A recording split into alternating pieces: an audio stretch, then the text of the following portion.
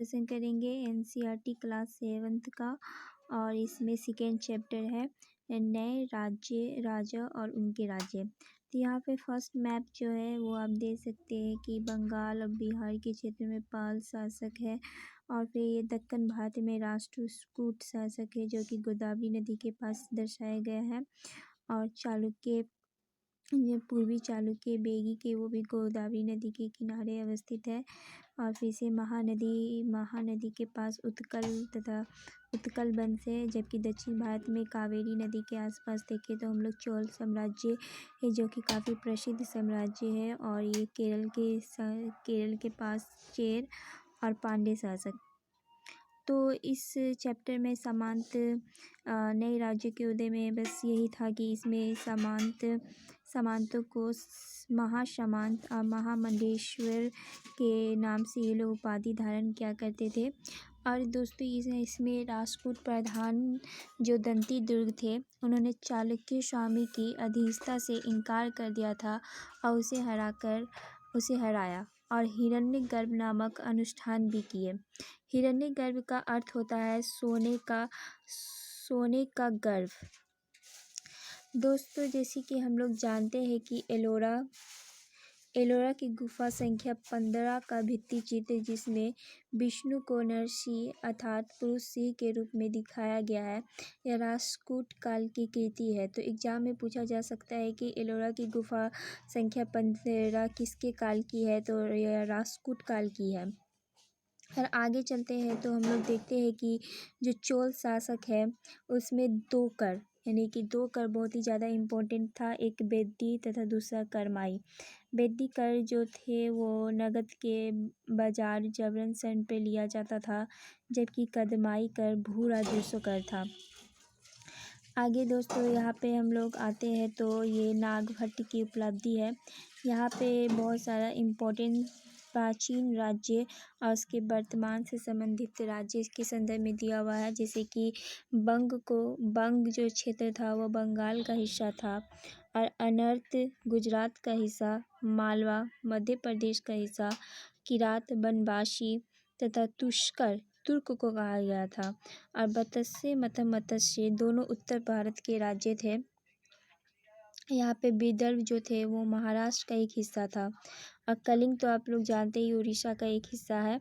और ग्वालियर जो कि मध्य प्रदेश में है, वहाँ प्रतिहार नरेश और नागभट्ट के कामों की संबंधित प्रशस्तियाँ प्राप्त हुई है।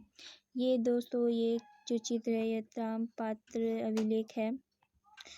ये ताम के पत्तों पे लिखा हुआ अभिलेख है प्राचीन समय में।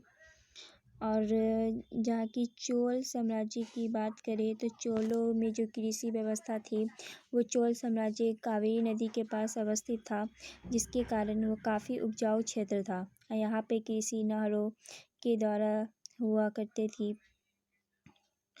और दोस्तों आगे चलते हैं तो हम यहाँ देखते हैं कि ये मैप बहुत ही ज़्यादा इम्पोर्टेंट हो जाता है, क्योंकि यहाँ पे प्राचीन राज्य से संबंधित दिया हुआ है।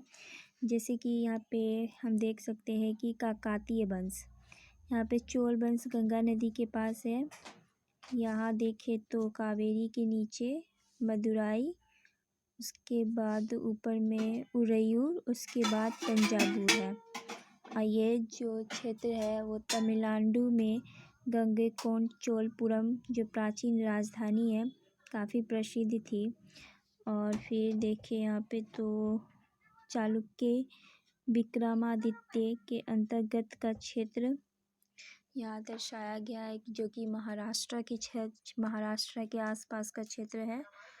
और फिर हम लोग जानते हैं कि त्रिपक्षीय जो संघर्ष हुआ था वो पाल, प्रतिहार तथा राष्ट्रकूटों के मध्य हुआ था।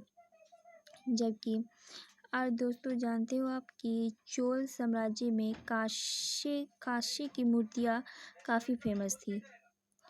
वो मतलब एक तरह से विश्व फेमस था काशी की। और जो राजेंद्र प्रथम थे, उन्होंने कई बड़ी मूर्तियों का निर्माण कराया था, मंदिरों का निर्माण कराया था।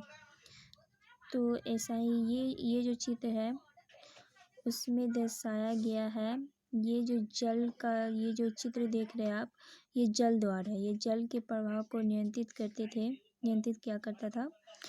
और फिर देखिए तो यहाँ पे बहुत ही इम्पोर्टेंट से जो एग्ज़ाम में हमेशा पूछे जाते हैं, भूमि कर से संबंधित है। भूमि से संबंधित कुछ पॉइंट्स है, जैसे कि बेलन बगाई, गैर ब्राह्मण किसान गैर ब्राह्मण किसान स्वामी की भूमि, और ब्रह्मदेव ब्राह्मणों को उपहार में दी गई भूमि, शाला भोग कृषि विद्यालय के रख रखाव की भूमि, देवदान तथा तीनम कुट्टी मंदिर को उपहार में दी गई भूमि, पलिचंदम जैसे जैन संस्थाकों को दी गई हुई भूमि थी। और ये बहुत ही फेमस अभिलेख है चोल साम्राज्य का, उत्तर मेरूर अभिलेख। उत्तर मेरूर अभिलेख के बारे में, ये तमिलनाडु के चिंगलपुट में अवस्थित है उत्तर मेरूर अभिलेख, जिसमें चोल साम्राज्य में किस प्रकार चुनाव हुआ करता था उसके बारे में दर्शाया गया है। तो आज का ये वीडियो यहीं तक समाप्त होता है।